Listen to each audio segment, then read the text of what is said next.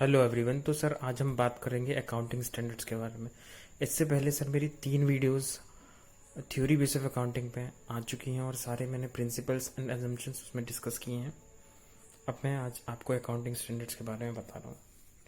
Sir accounting standards एक set of principles होते हैं, right.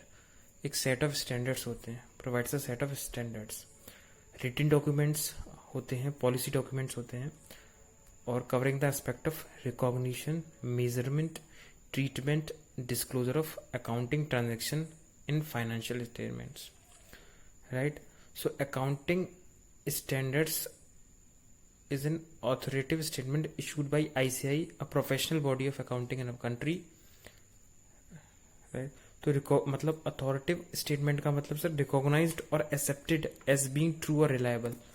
Sir accounting standards uniformity के लिए इम्पोर्टेंट होते हैं। यूनिफॉर्मिटी मतलब सर जितनी भी जो जैसे हम कंपेयर कर सकें ऑर्गेनाइजेशंस के फाइनेंशियल स्टेटमेंट को, कि ट्रीटमेंट सेम रहे, क्योंकि वो एक सेट प्रिंसिपल्स होते हैं। हमें किस तरीके से उस ट्रांजेक्शन को रिकॉग्नाइज करना है, किस तरीके से उसकी मेजरमेंट करना है, किस तरीके से उसका ट्रीटमेंट करना है, प्रेजेंटेशन करना है, वो सारे एस्पेक्ट अकाउंटिंग स्टैंडर्ड्स में होते हैं। अगर किसी इशू पे कन्फ्यूजन होता है तो सर वो अकाउंटिंग स्टैंडर्ड में आपका एक सेट ऑफ प्रिंसिपल होता है कि किस तरीके से आपको अकाउंटिंग करनी है। उसको हर कंपनी फॉलो करती है जो जिस पर अकाउंटिंग स्टैंडर्ड मैंडेटरी हैं और वो करती हैं, और जिन पे मैंडेटरी नहीं है वो भी कर सकती हैं।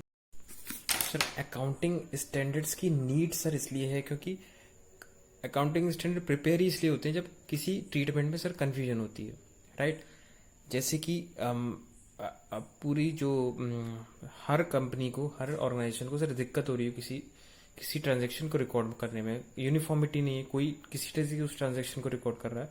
तो इस कंफ्यूजन को दूर करने के लिए सर अकाउंटिंग स्टैंडर्ड बनते हैं वेरियस टॉपिक्स पे, वेरियस इश्यूज पे।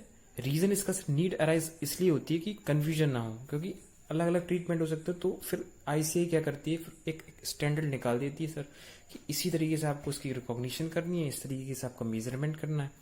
सो उससे क्या है कि कंफ्यूजन नहीं रहता कंपनीज का और एक यूनिफॉर्मिटी आती है। तो यूनिफॉर्मिटी आती है तो सर हम कंपेयर कर सकते हैं financial statements, and more reliable रहते हैं फाइनेंशियल स्टेटमेंट यूजर्स को, जो स्टेक होल्डर्स हैं, क्योंकि वो अकाउंटिंग स्टैंडर्ड्स पे रहते हैं। और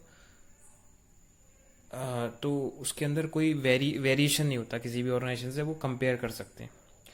और ऑर्गेनाइजेशन अपने फाइनेंशियल स्टेटमेंट को भी कंपेयर कर सकती है प्रीवियस ईयर से और अपने अलग अलग पीरियड के लिए, राइट। तो इसीलिए अकाउंटिंग स्टैंडर्ड की नीड सर यही है कि जो कन्फ्यूजन्स को दूर करना, और जो कन्फ्यूजिंग टॉपिक्स होते हैं, कन्फ्यूजिंग ट्रांजेक्शन्स होते हैं, उन्हीं पर ही अकाउंटिंग स्टैंडर्ड आईसीआई प्रिपेयर करता है, राइट।